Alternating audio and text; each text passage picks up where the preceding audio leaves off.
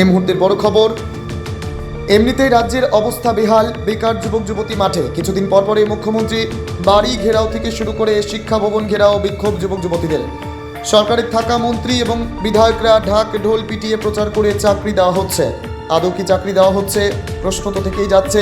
এবার সামনে আসলো চাঞ্চল্যকর তথ্য। মুখ্যমন্ত্রীর তত্ত্বাবধানে থাকা স্বাস্থ্য দপ্তর, সেই স্বাস্থ্য দপ্তরে কাজ করে যাচ্ছে সুলভ কর্মীরা, বেতন পাচ্ছে না। আন্দোলনের পর আন্দোলন, কাজের কাজ কিছুই হচ্ছে না।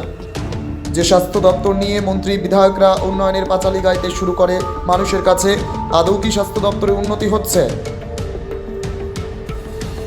দেশলাভ কর্মীদের বেতনের বদলে ধমকি ও পুলিশের লাঠির বাড়ি খেতে হচ্ছে। এ হচ্ছে উন্নত রাজ্য মডেল। আবারও জানিয়ে রাখছি এই মুহূর্তে বড় খবর, এমনিতে রাজ্যের অবস্থা বেহাল, বেকার যুবক যুবতী মাঠে।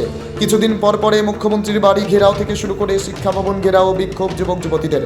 সরকারের থাকা মন্ত্রী ও বিধায়করা ঢাকঢোল পিটিয়ে প্রচার করে চাকরি দেওয়া হচ্ছে। আদৌ কি চাকরি দেওয়া হচ্ছে, প্রশ্ন তো থেকেই যাচ্ছে। এবার সামনে আসলো চাঞ্চল্যকর তথ্য।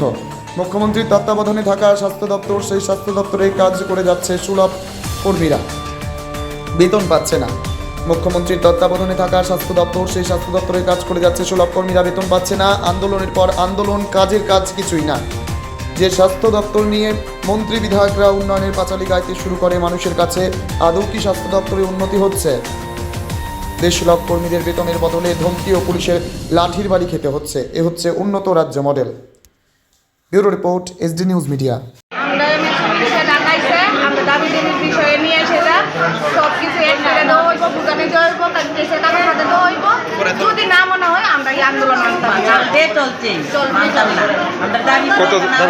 কতজন যে টাকা নিয়েছে?